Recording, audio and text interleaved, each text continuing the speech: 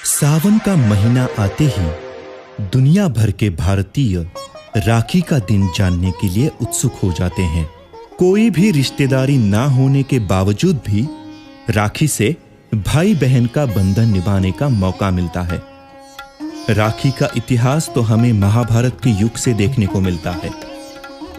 भगवान श्री कृष्ण को श्रुतदेवी नाम की एक चाची थी। उसने शिशुपाल नामक एक विकृत बच्चे को जन्म दिया था। बड़ों से पता चलता है कि जिसके स्पर्श से शिशुपाल स्वस्थ होगा उसी के हाथों वह मारा जाएगा।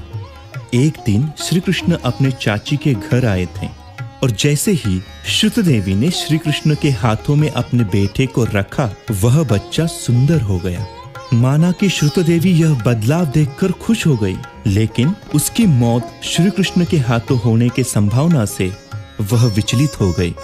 वह भगवान श्री कृष्ण से प्रार्थना करने लगी, भले ही शिशुपाल कोई गलती कर बैठे, लेकिन उसको श्री कृष्ण के हाथों सजा नहीं मिलनी चाहिए। तो भगवान श्री कृष्ण ने उससे वादा किया कि मैं उसकी गलतियों को माफ कर दूंगा, लेकिन वह अगर 100 से ज्यादा गलतियां कर बैठेगा तो मैं उसको जरूर सजा दूंगा। शिशुपाल बड़ा होकर चेदी नामक एक राज्य का राजा बन गया। वो एक राजा भी था और साथ ही साथ भगवान श्री कृष्ण का रिश्तेदार भी, लेकिन वो बहुत क्रूर राजा बन गया। अपने राज्य के लोगों को बहुत सताने लगा और बार बार भगवान श्री कृष्ण को चुनौती देने लगा। एक समय तो उसने भरी राज्यसभा में ही भगवान श्री कृष्ण की निंदा की और बस शिशुपाल ने उसी दिन 100 गलतियों की सीमा पार कर दी थी। तुरंत ही भगवान श्री कृष्ण ने अपने सुदर्शन चक्र का शिशुपाल के ऊपर प्रयोग किया। इसी तरह से बहुत चेतावनी मिलने के बाद भी शिशुपाल ने अपने गुण नहीं बदले और अंत में उसे अपनी सजा भुगतनी पड़ी।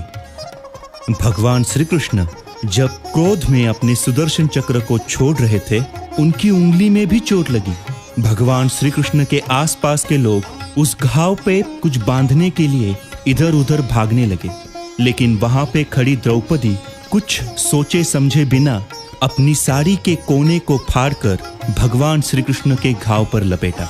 शुक्रिया प्यारी बहना, तुमने मेरे कष्ट में साथ दिया है, तो मैं भी तुम्हारे कष्ट में साथ देने का वादा करता हूँ। ये कह के भगवान श्री कृष्ण ने द्रौपदी को उनकी रक्षा करने का आश्वासन दिया था और इस घटना से रक्षाबंधन का प्रारंभ शुरू हुआ।